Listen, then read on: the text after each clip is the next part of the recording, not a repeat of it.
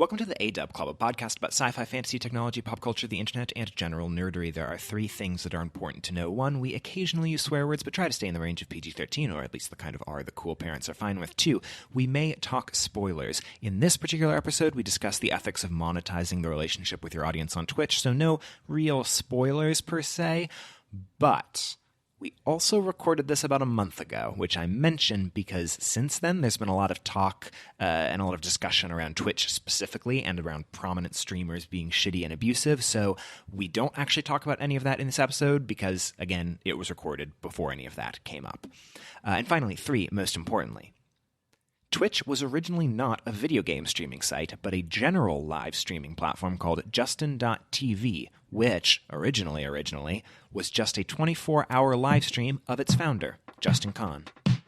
With that out of the way, welcome to the Clubhouse. We have snacks.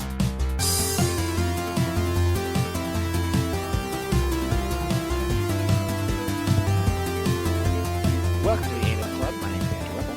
I'm Alex Wade. And the tables have turned. Now, instead of me being an hour behind you when we record these, Yes. I'm 2 hours in the future. It's crazy. I'm back here in Seattle in my, I guess technically childhood house, although we moved here when I was like 10 or 11 or so. Living here for a bit, month or two, maybe 10 years. We'll find out. Who can say? Who can say? The future is bright and bold in our pandemic-stricken hellscape. Yes. Although things actually do seem to be like, I don't want to say turning up or turning for the better, but in terms of the pandemic specifically, I think things are like starting to open up a little bit more. I actually went to my first restaurant for the first time in like 4 months today. Whoa. Parts of Snohomish are open, or Snohomish County technically. It was, Damn. at like half capacity, but it was fascinating. But anyway, that's enough worrying about the pandemic for at least the length of time that we're going to do this episode. What are we actually here to talk about, Alex Wade? We're here to talk about Twitch streamers. And then I guess our question to frame it around is, what is your opinion on the relationship between Twitch streamers and their audience? Yes. Interesting. Sticky wicket, that one. It's complicated. It's weird. That's my thought on it. Strange. Yeah. What is your relationship with Twitch as a platform? So I did come up, with this topic in general, and I specifically thought about it because I watch Twitch a lot. Specifically, I watch Heroes of the Storm, my video game that I played for the past like 4 or 5 years straight. And there's one streamer in particular. He's my favorite streamer. And, I really enjoy him and I like him. He's funny. I relate to him and whatever, right? I didn't give money to Twitch streamers in general because I just felt like, I don't know, it felt weird and it felt like I didn't know where to allocate my money, and also felt like there's kind of this weird relationship between the streamer and the audience member. But this one streamer, he's the only streamer who I've donated money to. I think I've given him probably maybe $50 to $100 or so over the course of like the 4 or 5 years that I've watched him. So like certainly, dollar per minute watched is, in the cents zone, right?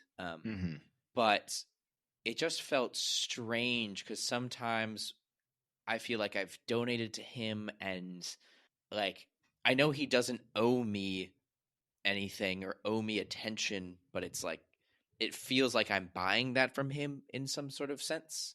Like if someone donates to him and he'll talk about them for a while versus like, oh, I felt like I got snubbed once and I was like, why am I feeling this way? This feels wrong. It feels, I don't know, like I'm trying to buy his attention or something. And it's, I don't know, it's a complicated emotion and relationship thing. It's weird. Did you say the name of the streamer? His name is Marsh. I just forgot. Marsh. Yeah. Okay. Yeah. Shouts Marsh. Yeah. You're cool. I don't watch as much Twitch nowadays. I watched a little bit in prep for this topic, but I used to watch Twitch a lot more a couple of years back. But I feel that too. I've sort of noticed that even for I don't think I've ever donated directly to a Twitch streamer. What I have, and I think I still do, supported a couple streamers on Patreon. And there's one streamer, Kate Stark, who is great, although I haven't really watched her in like a couple of years, but I think I still support her Patreon, who I did the like Amazon Prime free subscription donation thing for her. But yeah, I totally agree with what you mean on, and maybe even to a more egregious extent. What I was noticing that I did this week, it was a streamer who I was on someone's channel because they were doing a stream with someone else that I really like. So I was watching it and I was like, oh yeah, I want to follow this channel. But I saw that they had the little like follow notifications thing, and I was like, I'm gonna wait and not follow until they're off the air because I don't want them I don't want the thing to pop up and for them to call me out and say like, thank you for following and things like that. Yeah. So that feels kind of like money in Twitch world, for example, of like if I'm subscribing to a guy, I want to be thanked. And like for my birthday, honestly, this year I gave Marsh a little bit more than I usually. I think I gave him like $25. Like that's the most I've ever given him in one go, whatever. And he did a little thing, and he got everyone in chat to like say my name for a little bit, like, oh, happy birthday or whatever. And it's like, okay, cool. I don't think I did it for that, but like, did I do it for that? I don't know. And it feels, how did it feel? It feels gross. When he did that? It felt gross. Like, okay. I've felt like super conflicted about this because I'm like, I don't know if I want to why am I doing this? Am I doing this so I can get the streamer to say my name and to do something for me? And it feels weird, like I'm paying him to pay attention to me. And interesting. And like, but at the same time, I'm like, it's like if for example I give my friend something, right? I'm not doing it so that I am appreciated, obviously. Yeah. But if I keep doing things for my friends and then they take it for granted and they don't appreciate me for it, like I'm going to be a little upset because it feels like, oh, you just, you're just kind of using me. And I need that input of like, thank you for what you're doing for me. Like I'm not doing it so that I can get a thank you, but if I don't consistently get thank yous, then I'm going to feel used. Yeah. It just felt gross. I don't know. It's hard to describe. It's complicated and weird and like, I don't know. And there are also times when I like, oh, I'll give him something and I don't know if he likes me or if like I see something on his face that like, oh no, this guy again. I'm like, am I just like making all this up? It's vying for this person's attention, and especially in comparison to like other people. Like I am obviously not one of the top donators on this stream. Like there are other people, who give him a lot of money, like thousands of dollars over the course of their entire lifetime, right? And those people, get all their praises sang and stuff like that. And I don't know, it just feels weird. Part of it, like I'm being manipulated, but like also at the same time, he's doing me a service. He is providing me with entertainment that I do enjoy. And like part of me kind of wishes like, oh, I kind of wish I had never started talking to him or started commenting and I had just watched him. Like that's what I did for my first 2 or 3 years, was just watch him. And then I started commenting on him. Like now I don't know. Now it just feels weird. Like I have this relationship with this person that first off is 90% concocted in my head. Right. Yeah. And like, has little basis in reality, but it's still hard to ignore those feelings. It's weird. I don't know. Yeah. It's very strange. I 100. So I was expecting that this, as particularly given that like I don't really watch Twitch anymore, that like this could be an interesting episode where it's like, oh, we have slightly different perspectives, or we're coming at things from different angles, or it's like you educating me on something, or blah blah blah, and then like literally everything you just described is how I feel the same way. To a lesser extent about particularly Kate Stark, because she was sort of the one Twitch person that I was watching relatively regularly, and again still am subscribed to her Patreon. But I think even more so in the world internet content that I consume more, particularly podcasts and YouTube, I still feel very similar to that, though with a little bit of a remove, I think, because I think Twitch has that added layer of you're watching the thing in real time. Yeah. Whereas I still sort of feel that. So there's a podcast that I listened to for like 6 years, something like that. It just wrapped up this year, called Bracket. Great podcast, super recommend it. Go back and listen to it. It's one of the good ones. And listened to it for a few years, and then started subscribing to their Patreon. And then when I got my first raise in my full-time job, generally whenever I got a raise, I would like go and either subscribe to new Patreons or up my pledges on existing ones. And I upped to the level where they read that person's name at the end of every episode. Oh God.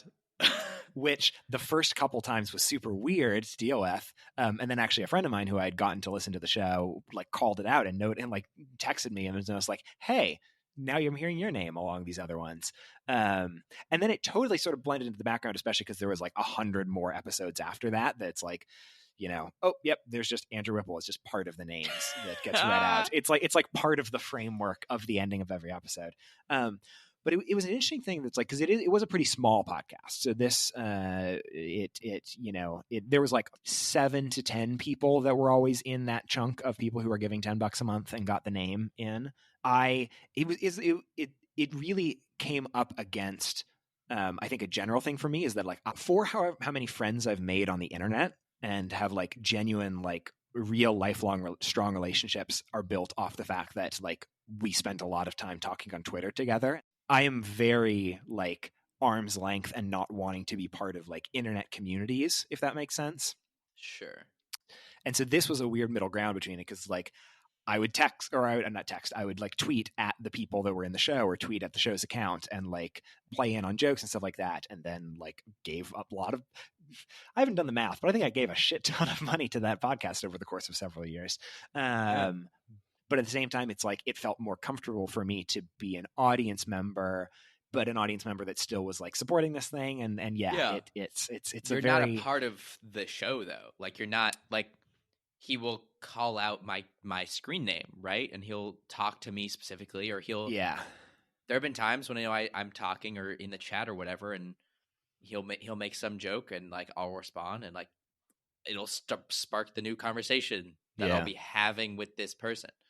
Yeah. It's like, I mean, I'm also a notorious lurker, even when I did watch Twitch. It's like, I do not participate in the chats. Fair. Same thing also, like there's a couple Slack groups that I've been in for like conferences that I've been at or things like that. And it's like, I am a lurker through and through. The one kind of counter example to that would be I did actually, just because I tweeted at the podcast a lot over the course of like 6 months, eventually get to be a guest on a show called Holy Swift. Great podcast. Yes. Check out episode 64, Forever and Always, with guest Andrew Whipple. I listened to it. It's pretty good. Thank you. That even felt a little bit different because it definitely came about by virtue of like I became genuine internet friends with Jessica, the host, who was mostly ran the Twitter account and the Instagram account. Became sort of genuine internet friends with her through the lens of her being the person running that account. The exact same way I would become friends with my other like people that I've just met on Twitter.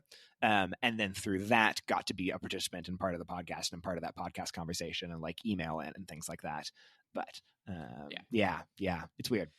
It's a weird thing. And I also think like, I don't know, to kind of go beyond, I guess, my own personal experiences of like how I interact with streamers specifically, I think it can start to get into like more, maybe not dangerous territory, but morally inscrutable. Particularly because, I mean, I'll just slightly interrupt. I think that you and I seem to have a similar disposition in terms of, in general, how much do we want to get attention? How comfortable are we with attention? How much do we want to be part of the conversation? That like for both of us, or I'll speak for myself, but it seems like the case for you as well, though correct me if I'm wrong, there is a little bit of a push and pull of like, it is nice to be recognized. It is nice to feel like the relationship that you're making through consuming content, especially consuming conversational long form content like a Twitch stream or a podcast, is like you build up this relationship with this other person and you're getting some of that reciprocated, feels good. At the same time, it feels weird, and it especially feels weird to think that you might be being seen as a person who is looking for that validation and attention. And so we both generally sort of shy away from it more than certainly other, like neither of us are reply guys. We're not going out of our way to like insert ourselves into conversations with strangers or with creators the way that clearly a very large swath of the internet, for better and very much for worse, does not have the same approach that we do. Yeah. And I mean, for me also, it goes into like feeling manipulated. Like I do not like to feel manipulated at all. Right. Ooh, so like interesting. Yeah. So that's a huge part of it. So if a streamer is only going to talk to you if you give them money, if that's part of the relationship, right? Like, yeah, part of the relationship is like, oh, this is their job, is to interact with you. Like they get paid more if you like them more, right? Like straight up, like if I am feeling super generous one day and like Marsh just made me feel really good for whatever reason or something, then like, and I give him a lot of money, then that's a directly like, oh, he got paid for doing his job better. And almost, I want to say, feels like I got suckered into doing it, you know? Interesting. Yeah. Okay, that's the hugest part for me. Okay, so that's I'm very glad you said that, because that is very different from my motivation to disengage, because my motivation to disengage is entirely just like the same levels of social anxiety that make me have to like rehearse in my head before I go up to like a checkout counter. It's just that same thing, but internet version of like, oh no, nobody look at me, please. No, that is definitely not me. I don't care at all about the like, I was going to say that in a way that sounded a lot more dismissive of your very valid feelings and approach. But what I was going to say is I don't feel, I'm not concerned about the manipulation aspect. I'm just concerned about sort of more garden variety, just like, hey, don't look at me. I want to lurk because I'm embarrassed to interact with humans. That's not so much me. I'm definitely like, you know, I go to random clubs and dance by myself and, you know, start hanging out with random strangers and stuff. Definitely like that aspect of it. But yep, that makes sense. That makes sense. Yeah. But it also feels weird also to pay for it and like it. Yeah. And to just like naturally like, oh, these people like me and want to hang out with me. Yeah. Versus like, oh, I'm paying this person to virtually hang out with me. There is some level of similarity then on my side with that. I remember having the thought, so after the first year that I went to XOXO, which I may have talked about on the podcast or not, but if I haven't, great conference of weird internet people. The first year that I went to it, I did meet a bunch of like podcasters and stuff like that I had followed, but did it through the normal or the stereotypical lens of like, oh, I'm at a meetup or an event with them, I'm going to wait and then take my opportunity to like be able to say, hey, thanks, I like your work so much and blah, blah. Perfectly great conversations coming out from it, but it was very clearly the like, I am here to say I'm a fan of you. Yeah. Unlike what happened also that same weekend, where it would be like, I'm organically sitting at a table with someone who I might be a big fan of, and then we just get into a conversation about something else and then become at least acquaintances through the fact that we're just interacting with each other. And that sort of, after that weekend in my head, I was thinking like, especially with regards to XOXO, I don't want to anymore like wait in line to talk to a person, or like I want to have the interactions where it is more two-way, where it's like you want to interact with me to the same degree that I want to interact with you. But that, again, that was still sort of more rooted in the fact that like, oh, I felt like I was awkward when I was having those and those weren't as much fun. And especially given that like there have been circumstances where that happens, whether it's on Twitter or whether it's in place like XOXO, where it's like, oh, you're a person who I've been a huge fan of for a long time and you're wanting to talk to me because you're a fan of something I did, or you're a fan of that's cool. This actually happened at this one. I might No, this is actually a perfectly good story because I think she'd appreciate it, and also she'll never listen to it. It was my second year at XOXO, I think.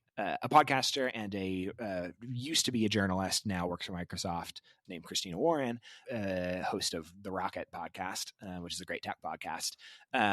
We were both at XOXO, and I had tweeted some response to her for something or other, or maybe I tweeted something in like the hashtag that was getting repeated. And then she noticed it and then DM'd me and said like, oh, I love your, I think at that point, I tweeted something about Taylor Swift. Of course. And then my Twitter bio said like, it's like literally in the top 1% of Carly Rae Jepsen fans on Spotify, which at that time was true. And then she was like, oh, I love that tweet. Hey, I'm starting to watch this next thing. Hey, if you want to come hang out, cool. I was like, oh, this is wild. A person who I've been a big fan of for years is just saying like, hey, you seem like a cool person. Let's hang out. And then we hung out during that weekend a couple more times, and then like have continued. That's to be so cool. From time to time. And it was because I was the one person at this like tech internet conference also tweeting about Taylor Swift. That's like a dream, right? Exactly. Yeah. That's of course that's what everyone wants, to be respected by your idols, right? Totally. Yeah, but I do want to bring this, I guess, a bit more out into more just kind of general morality of Twitch. Of like, for example, there are people on the stream who have given him thousands and thousands of dollars.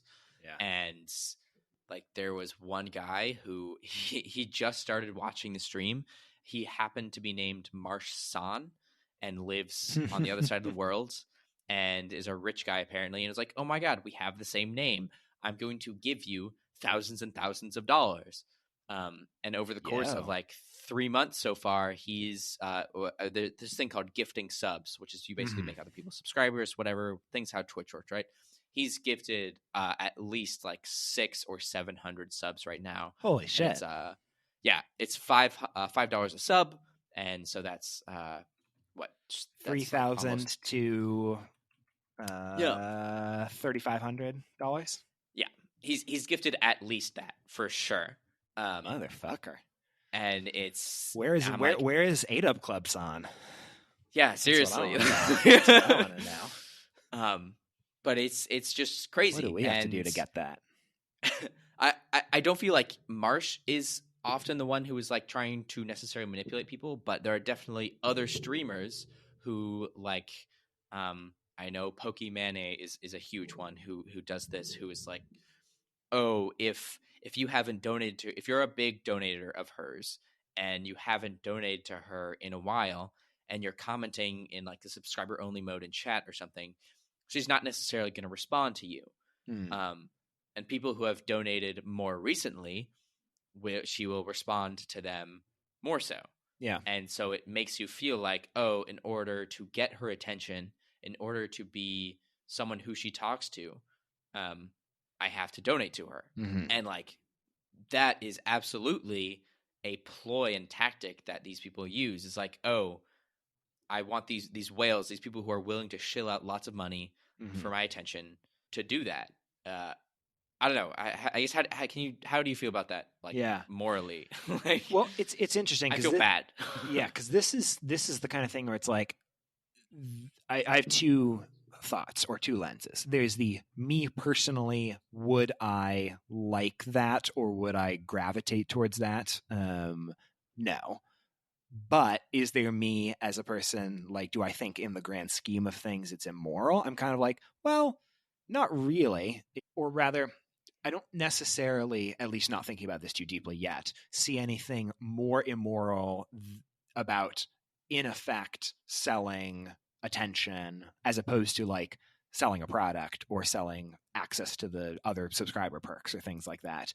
It's a little odd because it's often, from the way you're describing it and the way I'm guessing, it's less explicit of like than the, if you donate you get access to subscriber only channel, or if you donate you'll get this shout out, or I'll explicitly do this thing for you.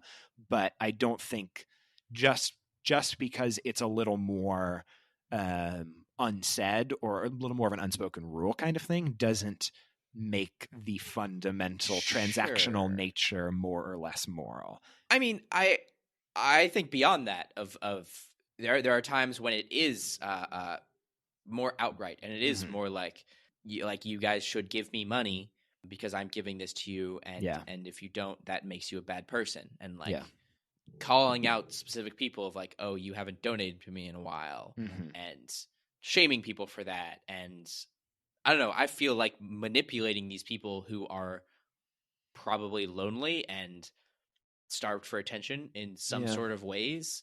And like I don't know if immoral is the right word.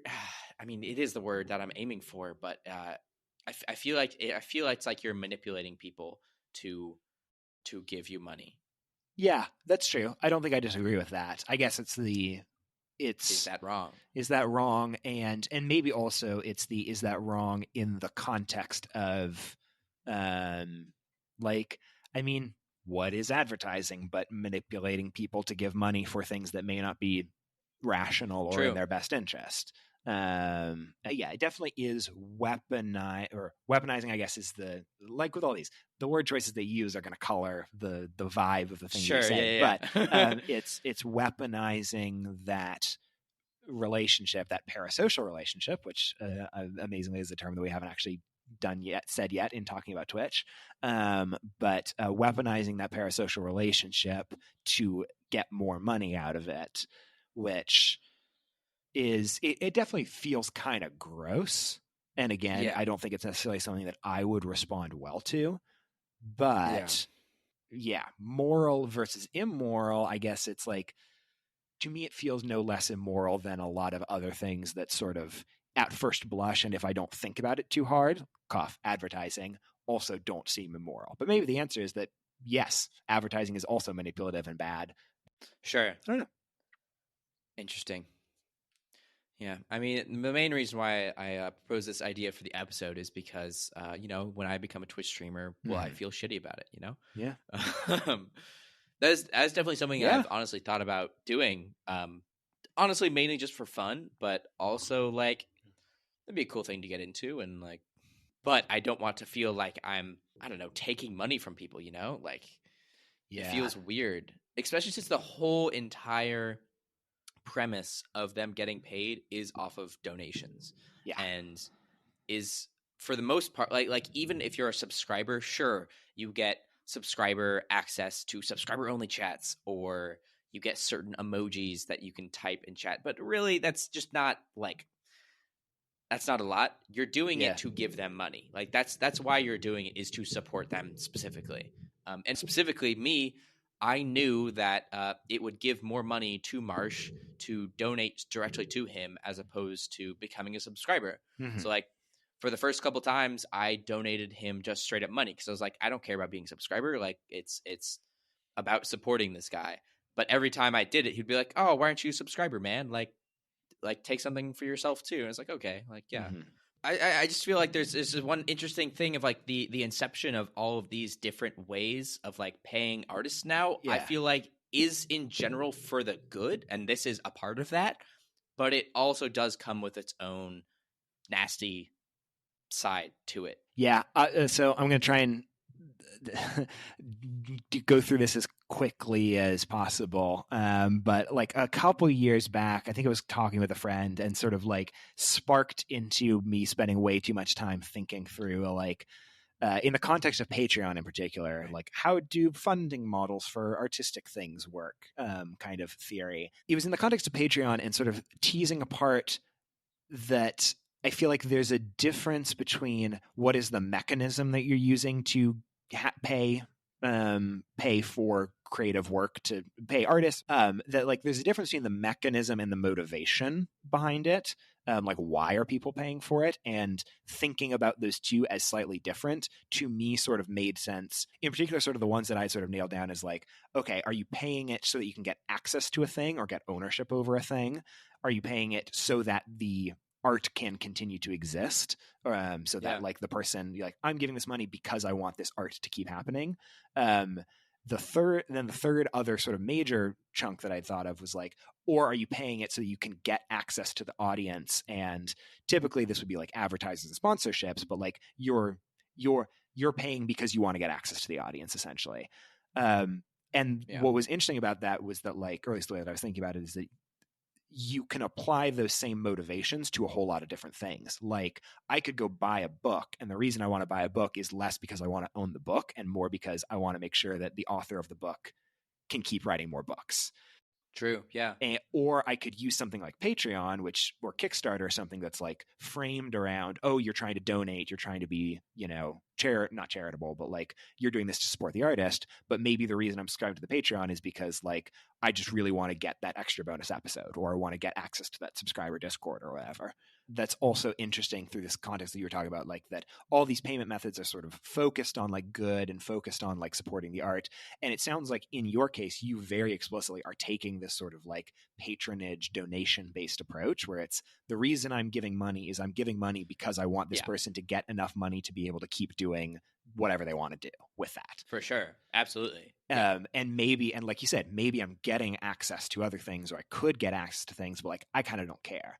And I've totally felt that exact same thing. Again, it's more in the lens of like podcasts or YouTube and more through the lens of stuff like Patreon. But it's like there are Patreons that I've been supporting for years where technically I guess I get access to like a bonus episode or an extra email or whatever. And like I've never once looked at it because I don't care. That's not why I'm doing it. Versus there are other Patreons where it's like, no, the reason I'm subscribing to this is because I want that extra bonus episode. And so I'm willing to pay the money to get that. Interesting. Yeah. And I guess the motivation of the buyer of like, to get back to that like loneliness thing of like, oh, is it to support this person or is it to get attention of some kind from someone famous? Yeah. Or is it because they shamed you into doing it? Yeah. It's, I don't know if this is too far a comparison or I'm just going to start saying it and hope I don't mess it all up. Nice. No rules, just right. Yep. Of the concept of like prostitution and how that relates to like, okay, sure, they are performing additional acts and stuff, but on some level, everyone is just selling you their attention or I don't know, their time spent doing something, right? It's like a lawyer is still spending their time with you. You are still buying their attention and time to go do this thing. It's like prostitution isn't technically any different, right? Like what is the entirety of, I don't know, prostitution's illegality based on our, puritanical ideals and I don't know. And I think the answer to that is a pretty clear yes. Yes. Yeah. So you say that it's like pretty clear yes, right? So in theory, this is another conversation that I've had. People right now are always like, support sex workers, right? Sure. And I'm absolutely 110% on board with that. Sure. Like they have a real job, they, skills, whatever they have to do, get money, get paid. I love it. Great. Fantastic. But there's not so much necessarily support on the other end of that, right? It's not like, support sex workers, go pay for a prostitute, right? Oh, yeah. Like that's a way how you can go and buy the product that they're selling, so to speak. That was very dehumanizing. Their service that they're giving. That was Yes. We white guys. We continue to demonize the demand side of the supply and demand. Curve. Exactly. Yeah. And like myself, I'm like, okay, I still believe that I would never go to a prostitute or sex worker, any of the terms that I do not know which one's accurate or appropriate, whatever. Sex worker, right? I think. Sex worker, great. Is or at least that's the can do no wrong version, even if there might be other yes applicable. I do not think that I would go to a sex worker, but this conversation is like, okay, well, why not? Isn't that a form of, I don't know, bias or a form of like not supporting these people? Like that's just if the main reason why I wouldn't consider doing it is because it's incredibly taboo by society and it's not something that like, oh, I would feel shame for doing it, for like, oh, I can't go, I don't know, I can't go to my local bar and try to pick up someone there or something, or like all of those other possible things, right? Am I making any sense or any? I think so. I mean, well. I think so, but who knows? We'll let the listeners decide. that in our discussions around Twitch and things like that, especially I think I've sort of leaned on this side, and I think you're still sort of in the middle of this. Yeah. Am I selling attention? Am I selling companionship?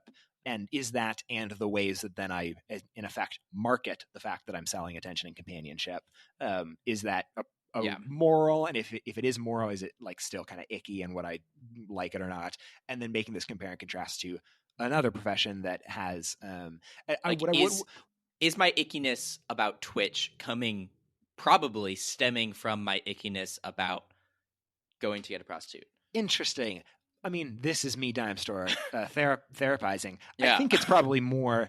I think it's probably more that, or is that a piece of it at least? What I would imagine, and what I kind of see, and part of this I think would be maybe because I'm thinking about it myself. It's that like the same sort of I don't like the idea of paying for attention, or that like this relationship is based on money. It's more that I don't like that, and that is expressed in both of these cases. Gotcha. Plus, the case of prostitution and sex work also involves a gigantic amount of societal taboo as well. Yes. Plus current illegality, depending on the type of sex work and all that fun stuff. Sure. Okay. That's my Dime Store therapy version. I feel like I tiptoed around that conversation well enough without stepping my foot too far up my ass. I think so. And it's great because either Twitch streamers would be upset by the fact that now there's an implicit comparison between Twitch streaming and sex work, or sex workers would be upset that the fact that, wait, why would Twitch streamers be upset about that implicit comparison? So it's great. It's a no-win scenario. Yeah, it's good.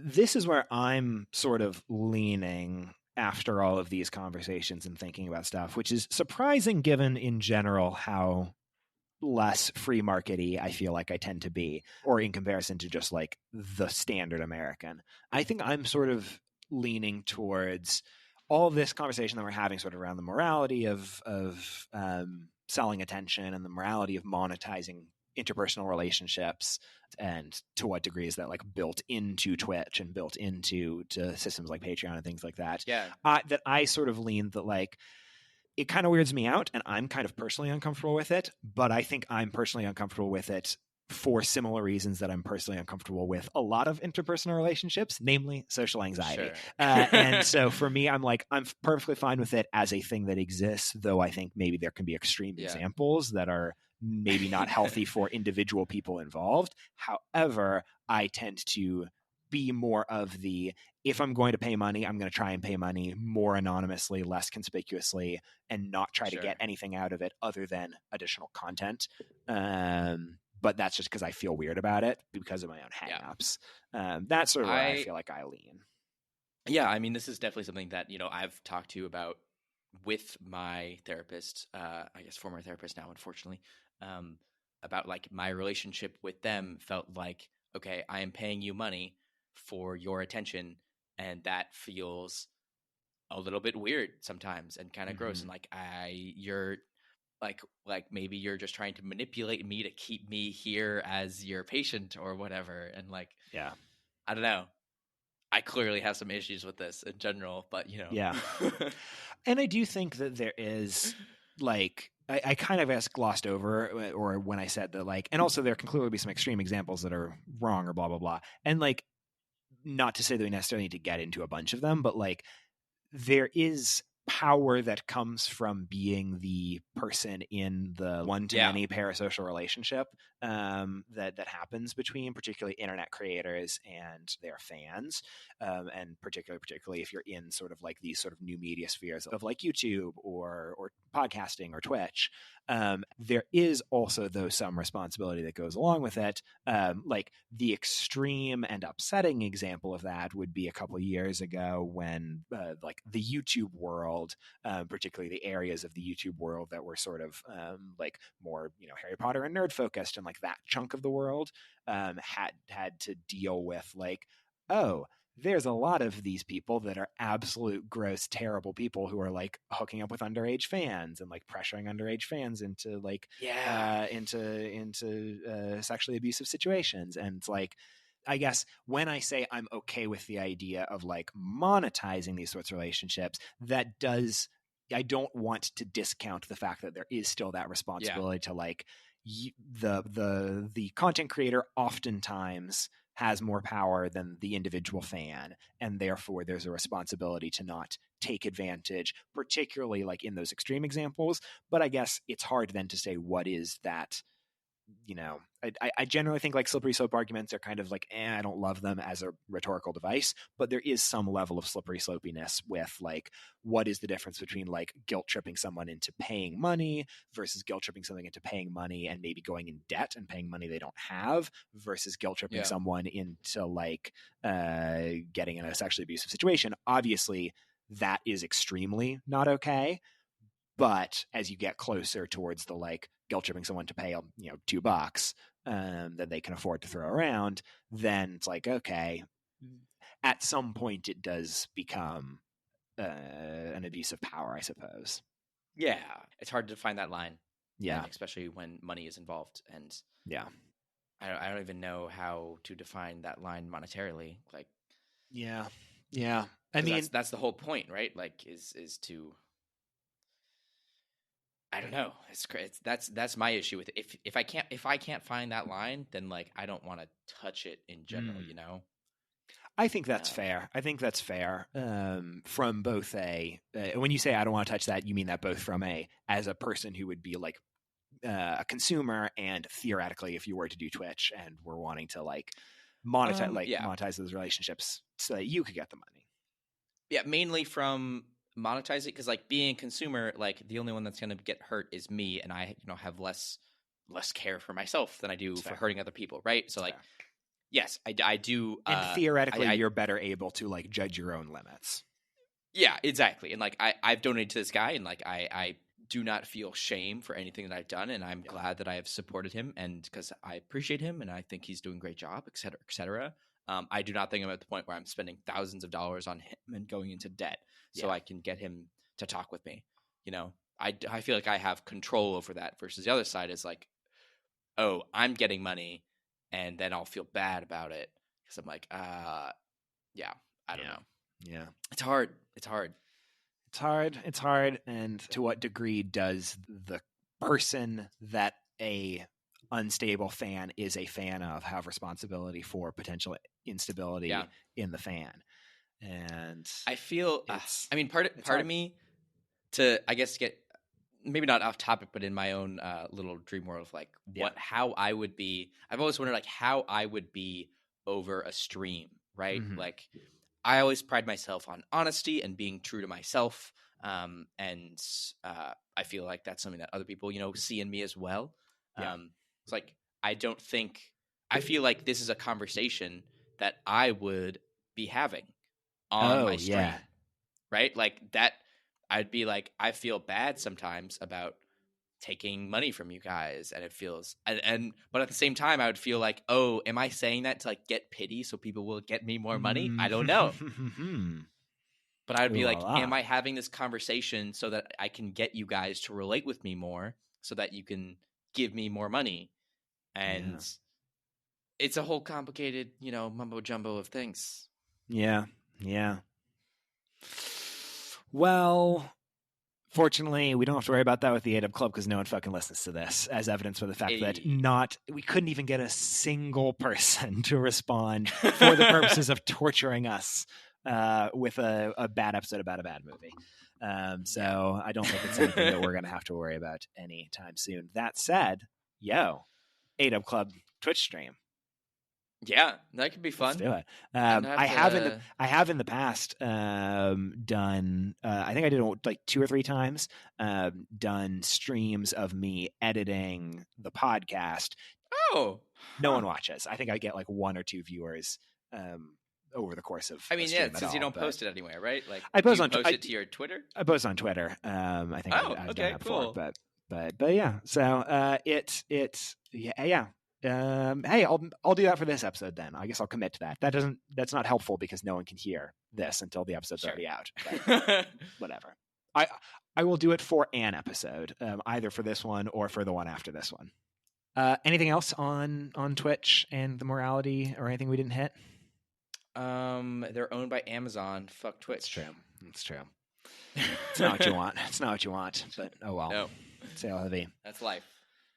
Cool. If you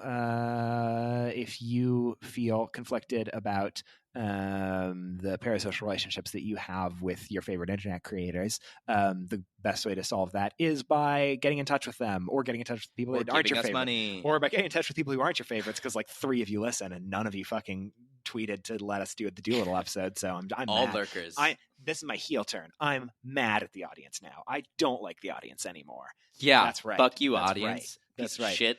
This is the A-Dub Club Season 2. Andrew hates the audience. In fact, I'm getting so mad when I tell you that you can listen to us wherever you find podcasts, including Spotify, Apple Podcasts, and Google Podcasts.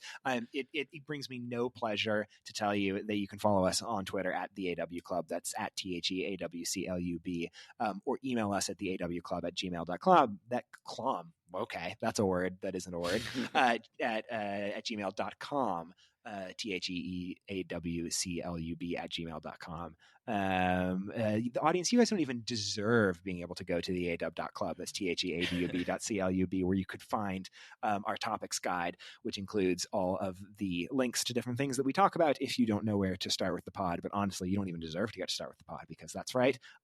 It's my heel turn. I don't like the audience anymore. AW Club Season 2. I still love you guys. It's fine. See, there we go. Now we'll have some conflict. There we go. A-Dub Club out. A-Dub Club out.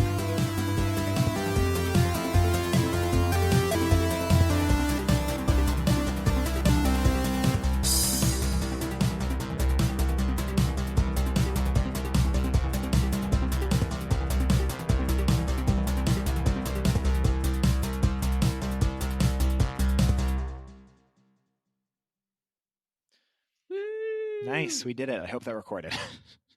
Yeah, I hope so too.